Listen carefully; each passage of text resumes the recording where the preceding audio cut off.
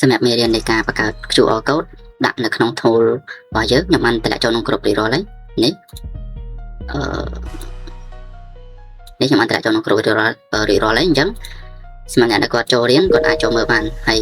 អានេះអ្នកគ្នាអាចដាក់រយៈពេលឲ្យ user គាត់ទិញទៅប្រើប្រាស់មានន័យថាគាត់ពេលគាត់បើក tool ឡើងគាត់ត្រូវបង់លុយឲ្យយើងសិនទៅគាត់អាចប្រើប្រាស់ tool នឹងបានអានេះខ្ញុំបានដាក់30ថ្ងៃ60ថ្ងៃ100ថ្ងៃហើយនឹង live time ឥឡូវខ្ញុំសូមឧទាហរណ៍មួយយើងចង់ទិញឧទាហរណ៍តែ user គាត់ចង់ទិញ30ថ្ងៃហ្នឹងវាមានតម្លៃ$3អញ្ចឹង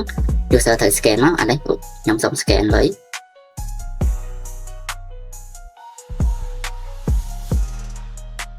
អញ្ចឹងយើង scan លុយមកនេះអញ្ចឹងយើងបង់មក$3ដើម្បីប្រើប្រាស់30ថ្ងៃអញ្ចឹង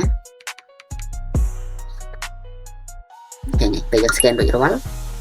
ក្នុងនេះវានឹង check auto ឯនេះវាដាក់ថាបង់ប្រាក់ជោគជ័យអ្នកអាចប្រើ tool នេះបានហើយយើងចុច OK មកអញ្ចឹងអូខេសុំបិទនេះសិនអញ្ចឹង user គាត់អាចប្រើប្រាស់បានឯ tool ហ្នឹងនេះវាមានរយៈពេលប្រើប្រាស់